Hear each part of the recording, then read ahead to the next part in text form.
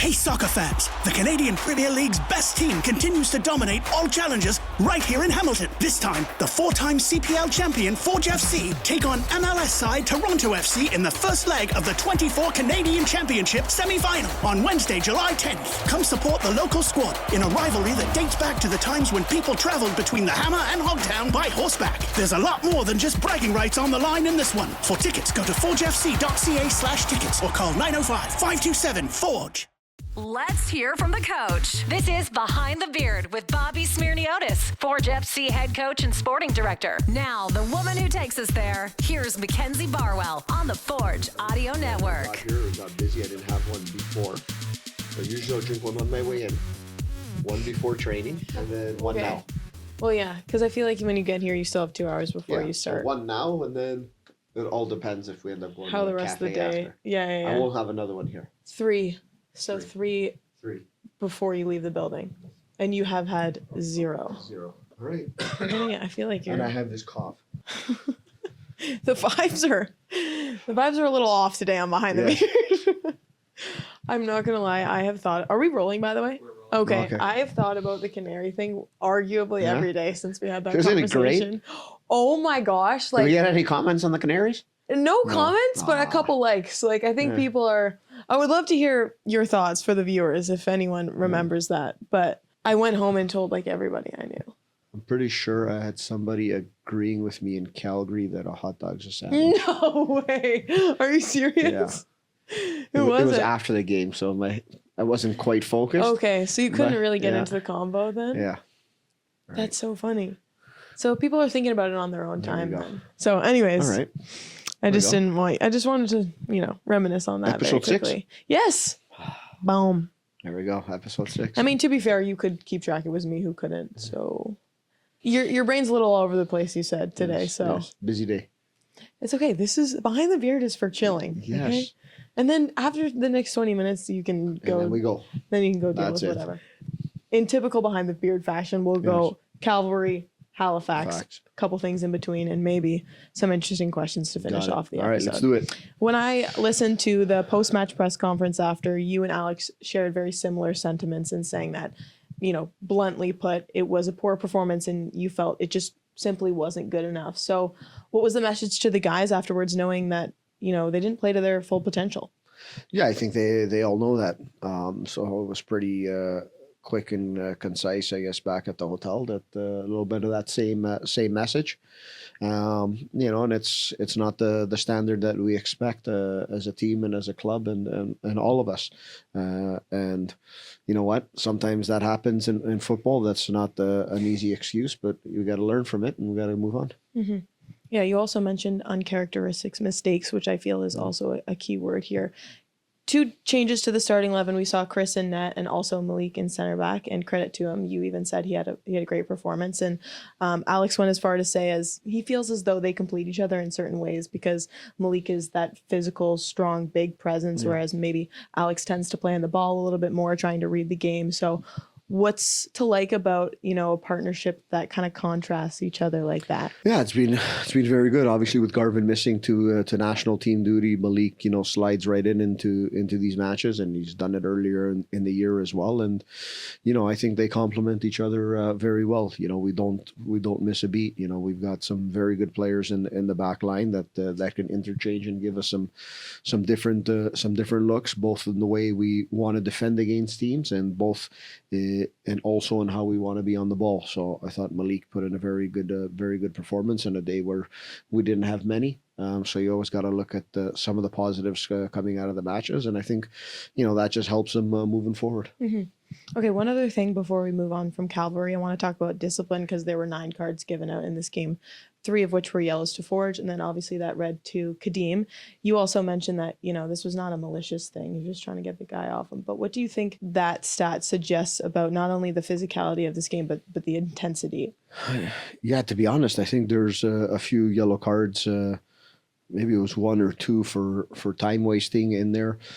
Yeah, and there were some tackles in certain parts of the field, but I think there were natural, byproducts of what was going on in the game. I don't think, there was something over the top. And yeah, you look at the red card in the end, and it's, Khadim's not going to hurt a player or to hit a player, trying to get a player off. It just happens he's a very tall young man. So his arms are a little bit higher than what the opponent was, who was coming in to grab the ball in an unnecessary situation. Referee deemed that it's a red card, and you move on. Yeah. Yeah. Well, I'm not going to lie, to your point. He is unfortunately very lanky. So in that situation, it was kind of bound to happen. Yeah. No, so, I talked about it with him, and he's, didn't mean to do anything, and you see it in the replay, and it's unfortunate. Some of these are just automatic by the movements. Reactionary. It gives the right for the official not to make judgment on what actually happened, but just to make a snap call and pull out a red card. Yeah. Okay, well, I want to focus on Khadim here because I don't want the only thing about him in this podcast to be that, because he was recently called up to the U20 men's national team, and he'll play a couple friendlies in Chile with them. So how far do you feel he's come since signing that exceptional youth talent contract? Yeah, I think his development has been very good.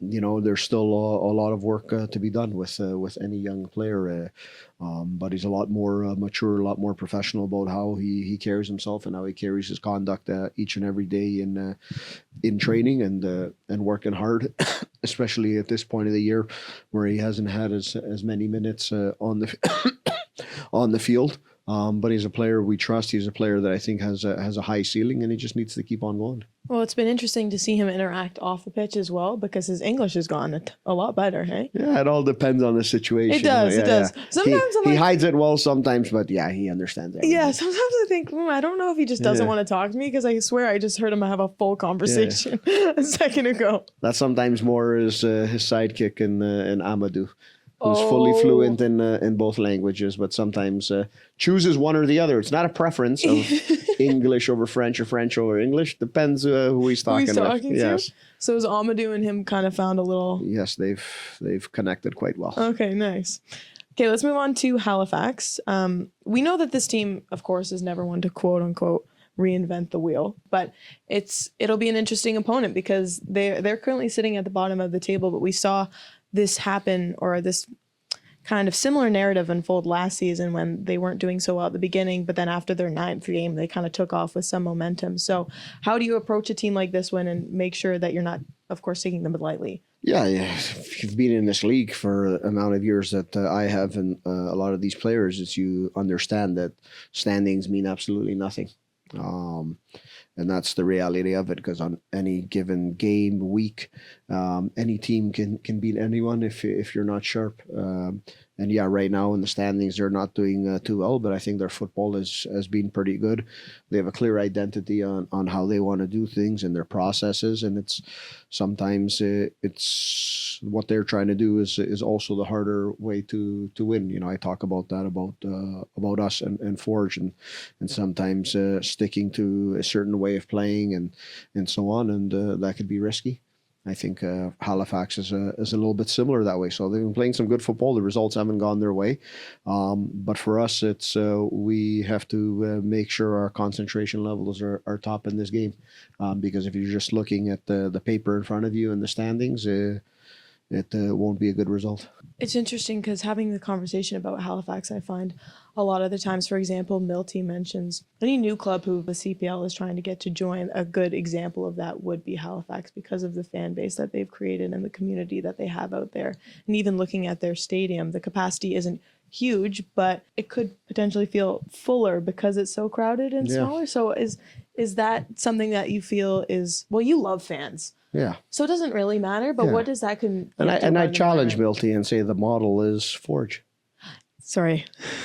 And that's the first example he gives, of course. There you go. Of course. Let me backtrack. Got you there, Milty. Yeah. But you know what I mean? Like, how's the atmosphere? Oh, it's great. It's what you want to be doing as a player, as a coach, and everything. It's you want to be playing in the in these stadiums that have a good support, good base. That's a packed house. I think it gives you a lot of good energy to play and get out there, and it gives the motivation to the home team. But we've been in a lot of settings over these years where we really feed off of that, and we've had a lot of good results playing in Halifax. The players have enjoyed it. As a team, we've enjoyed it. So we hope this weekend can be another one. What does your travel look like? Is it Friday or Thursday you leave? Friday. We'll leave on Friday morning. We'll train over there. So usually when we're playing on these grass pitches, we'll want to train in there the day before and just seeing how things were. Wasn't the best shape of field on Saturday in Calgary, and that plays a role in sometimes what you're trying to do on the pitch, and certain areas of the field you can play in. So that'll be important at this time of the year, because as we've seen, summer is evading us. Where is it? What is going on? I don't know. I was just when we think it's there. I was sweating last week during this, and now I'm freezing. Yes.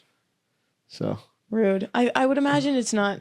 I don't know. It's not going to be exactly tropical out east. So I don't think so. Well, enjoy that. Hopefully it's we will. Hopefully it's a little warmer than here. Okay, as I said, a couple fun ones to finish it off. I don't know if you saw Myra, who's doing socials, was asking everybody their Tim's order on the way into lunch. Can I just ask what you said for that? I didn't say anything. Oh, you didn't? No, I was walking in with our new player, Nana. Oh, nice. So I said, Nana, give him your Tim's order. And he looked at me. He's like, Coach, what's this? What the heck is that? I told him, you'll soon find out. Yeah. What's my Tim's order? It can change, though. That's the thing. That's the thing. It depends. In the summer, it'll be a nice coffee with just milk. Okay. All right. I thought you were going to say like double espresso. You know those tiny little cups that they have? Yes. No, I to be honest, I usually don't get an espresso or a cappuccino from Tim Hortons. Not sure why. That's okay. I think it's because I have a few while I'm here. Yeah. You can be bouncing off the walls. So I don't need any. And so that's it? Just iced coffee? I'm on the same wavelength for the record. I mean, if we're on a trip or something and you need to grab something, a bagel. You get a bagel with cream cheese. Everything bagel? Everything bagel. Yeah. Okay. Here we go. This one is so funny and so random, but I really wanted to ask you, what's the biggest animal you think you could beat in a fight? It's the biggest animal I think I can beat in a fight. Okay, one. Where am I? Oh, come on. Why am I fighting an animal? I don't know. That defeats the purpose of the question. Don't ask context. So where's the door? Yeah, true. You can run. How high is the fence? Yeah. No, the fence is not high. Oh, okay. But you don't want to run away. That's not the point. Why not?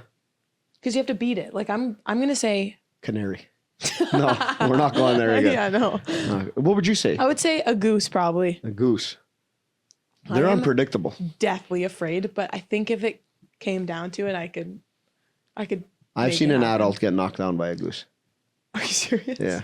Okay, so we have a lot of them around my kids' school. Like, have you ever gotten like dropping them off? Like, no.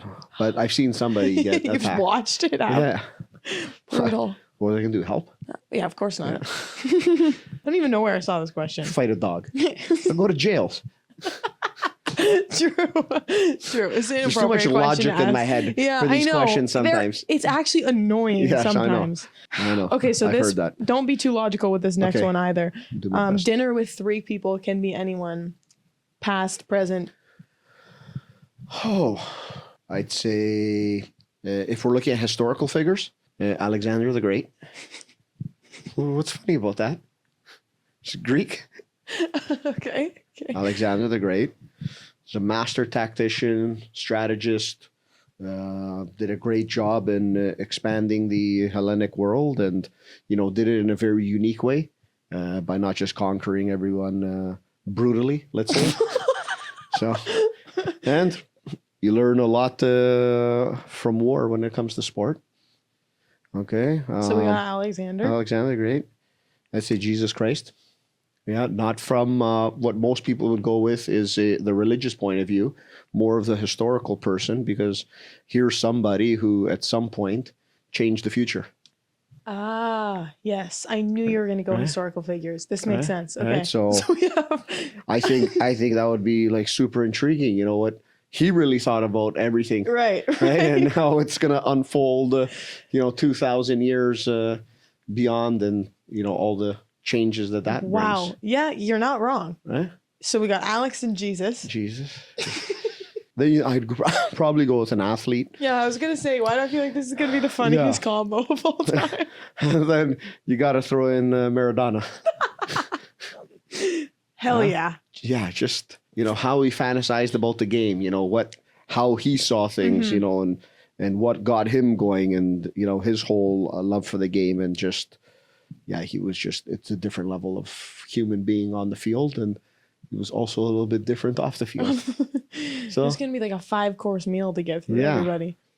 3 unique That's individuals. a phenomenal answer, though. You had a great rationale for each one of them. It's not bad, and they're all 3 different people from 3 different areas. Very, very different areas. Who are your 3? I don't know. I tend to blank when you ask me questions. There you go. Actually, can I get back to you on this? Yeah, no problem. Okay. We'll get back. What do I have to get back on? Oh, yeah. You have to get back to me on a serious question. Right. And then I have to get back to you on what animal I'm going to fight. Oh, right. Got it. Very important business here. All right. What else we got? Well, I was going to ask your favorite part of game day that's not, of course, the game. Like, is there... My favorite part of game day. Is it 6 a.m. looking out? Is it... No. So my son asks me every day my older son asks me every day on game day, how excited are you today? Really? Yeah. Every time? Every day. Because he usually Okay. gets the same reaction. Just nothing. You give him nothing? He has a laugh. It's kind of our thing we do now. Oh, okay. Right? So it's like a Because, routine. in the beginning for him, it was like, oh, it's game day. How excited are you? I'm like, Did you start off at least excited? No. Or? Not really. Just, we got a game today. So now he just asks me every time. But I think it's when I get to the stadium, to be honest. Mm-hmm. Just get to the stadium a couple hours before the game, and then it's kind of go time. Here we go. And there's no better day in the week. It's a day in the week where you've prepared, you've worked with a team, and to be honest, it's like going to a show, going to a cinema, going to something. You're there to enjoy these players who are absolutely brilliant. Most games. Mm-hmm. Well, to go out and do what they do best. Yeah. Right. And I think that's the beauty of game day. And, we're sitting out there as coaches, and we're trying to influence things, but the guys are doing everything. Mm-hmm. So, I think that's the beauty of game day, and that's what I look forward to most. Yeah. Well, like at that point, you just sit back and watch, right? A couple hours before the game, it's probably the calm before the storm, if Yes. you will. All right. We'll see it again this Saturday. All right. Sounds good. Episode 7 next week, guys. Thanks for listening. This has been Behind the Beard with Mackenzie Barwell and Bobby Smyrniotis. If you like what you heard, please like, follow, subscribe, comment, and share. Yeah, I don't know if I have too many pet peeves. Okay. Yeah, I'm not bothered too much by... You seemed a little flustered when you walked into the interview. What was I flustered by? There's a lot of people asking things of you. It was Oh, just, yeah, there's just a lot of things going Yeah. on. Like, after this, we, have to work. Right, there's more. So- Life goes on shockingly after Behind the Beard.